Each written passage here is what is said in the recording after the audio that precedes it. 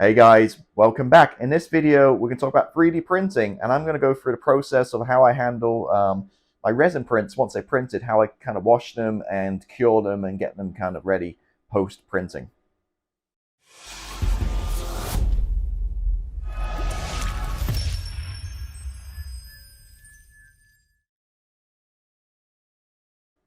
All right, so I've got my lab coat on. I've got marks around. I have my safety goggles on. I'm probably not looking great right now, but hey, PPE. I've got one glove on, left on too. So all about PPE. I can't stress importance enough of safety with resin printing. It's toxic. Get on your skin. You're gonna have irritations. It's gonna be burns. It's not nice stuff. Now, there's people, seen horror stories online where people have third-degree burns, that kind of stuff. I've had nothing to that degree. I've had some itching and stuff, but I always try to take proper measures. So before we start, gloves for sure, nitrile gloves, which I throw away and I'm done. Bought a $12 lab coat on on Amazon, sorry. Just because I always wear short sleeve t-shirts, so my arms are covered, so if I get any splatters and stuff. And I also wear goggles. As you can see, the marks around my eyes still, just in case, move those supports, in case they fly up and hit you in the eye or any resin, that kind of stuff, because it is nasty. Like FDM plastic printing is pretty safe for kids and that kind of stuff, but this is not good stuff. And the fumes and stuff as well to talk about. But that's my little safety introduction.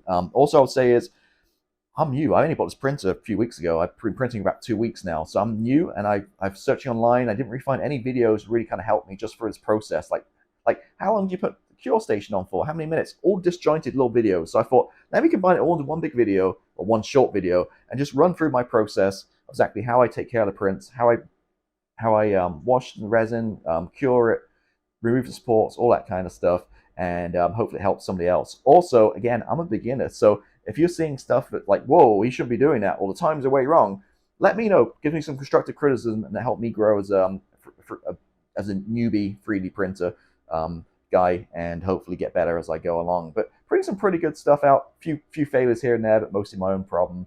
And as you see in this later on this video, I think one part is warped, and that's just because where I supported it and stuff. It's again user error. So let me go ahead and get started. The printer's just finished, so we'll go ahead and get looking, and I'll talk you through my process. Okay, so my print is finished. Now I am printing a studio scale 24th scale Y-wing, so tons of parts coming out here. So printer's done, actually finished about 10 minutes ago, so let it kind of drip off a little bit, and I can go through some of my post-production stuff. Now real quick, just kind of go over some things here. I've got a tray, a cafeteria tray from Amazon for like $3. Oh, knocking everything over. And I've got a slap mat, basically. Now, there's a name brand manufacturer. I think it's called Wham Bam, but I might be wrong. Charging for like $30. This was $8 on Amazon. So again, just look around for an off-brand. This is a just generic, but it's a silicone mat. So what you do is just put it out in sunlight, and all the resin and stuff just dries, and you can just easily remove it. So just for cleanup.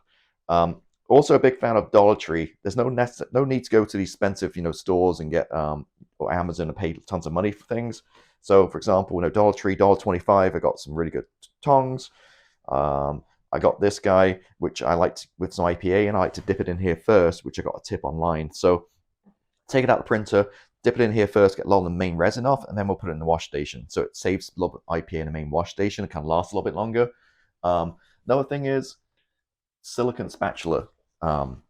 Again, $1.25 from Dollar Tree. If you've gone to Amazon, like $10. So Dollar Tree can get a lot of stuff there if you're in the US or your local dollar store.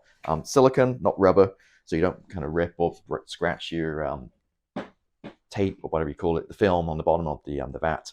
Now, another thing is, I don't empty this vat out ever because I'm printing pretty consistently, but you can leave apparently 2 to 3 weeks, you can leave it in there. So not like you have to clean this thing out every time, unless you have a failed print.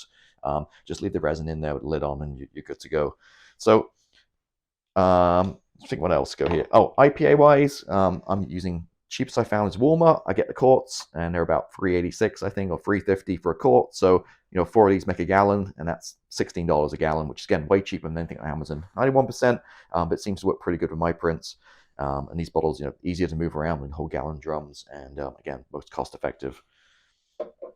Gloves, obviously, this health and safety reasons. I'm wearing gloves, I'm wearing goggles, and also I picked up a lab coat on Amazon for $12 because I always wear short sleeve t-shirts. I don't want to get resin all over my hands, my arms and stuff, because it's toxic and creates skin issues, irritations, that kind of thing. So throw on a quick lab coat, although I think I picked up a female one because the buttons are on the other side, which makes things a little bit confusing, but there we go. So what I'm going to do is go through the quick post-production, kind of post, is it production or post?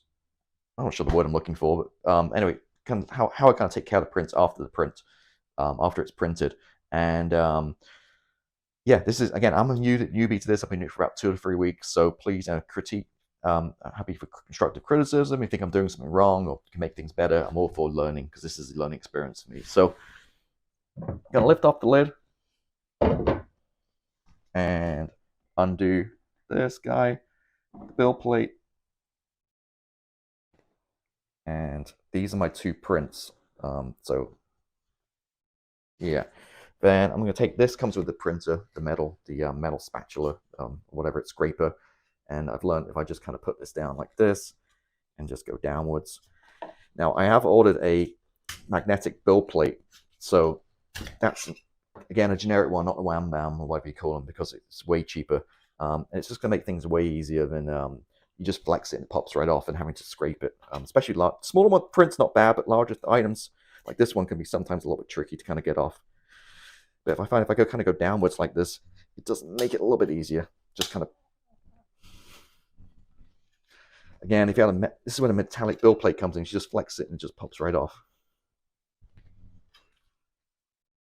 Just go on the side.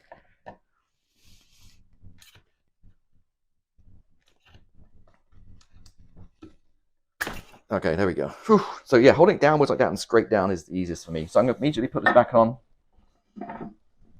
tighten it so I don't forget, and the printer side we're done. So I'm going to put the lid back on, keep the resin nice, and now I'm going to take my 2 items, carefully pick them up with my tongs, and kind of drop it in here just for a quick soak and rinse.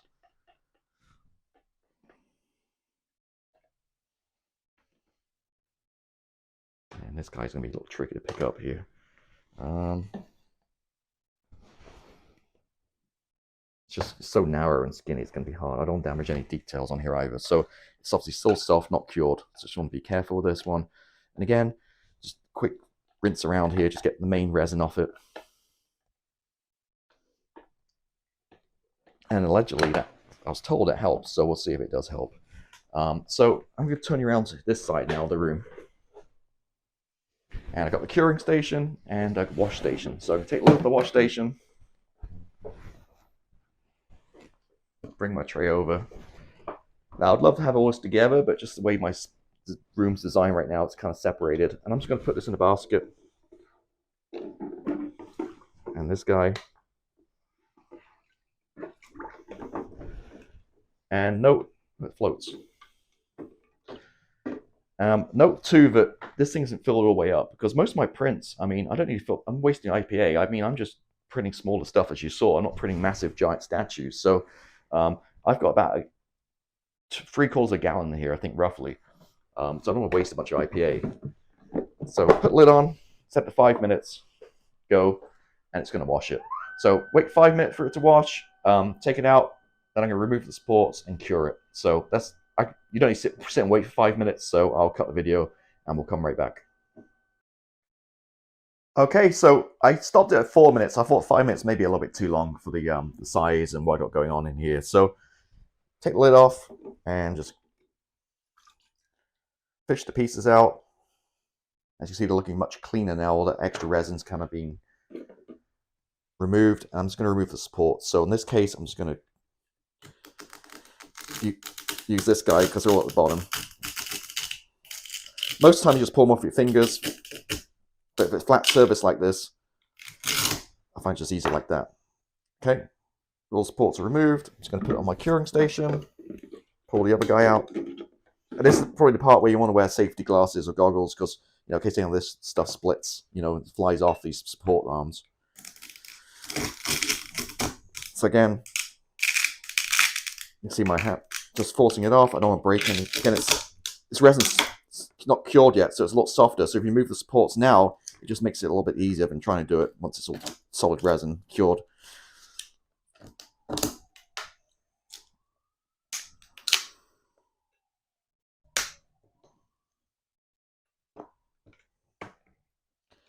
again, it's tricky because you don't want to damage any detail here. It's just the way I didn't probably position this well on the build plate. There you go, see it's flying everywhere.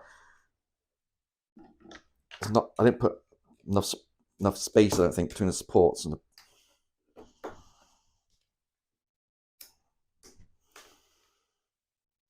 So again, this can all be sanded off and stuff. Actually, looking at it, it's all kind of warped. See,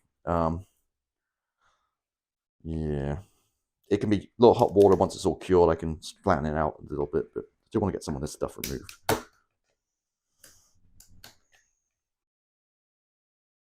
All right, so for now, that bit can just be sanded post. I've tried to figure it out some warm water. I might just reprint this one, to be honest with you. Not a great example, but that one did print out very good. So I'm just going to throw it on here, put the lid on, protect your eyes, and it won't start without the lid on either. It's a safety part. I'm going to do it for 3 minutes,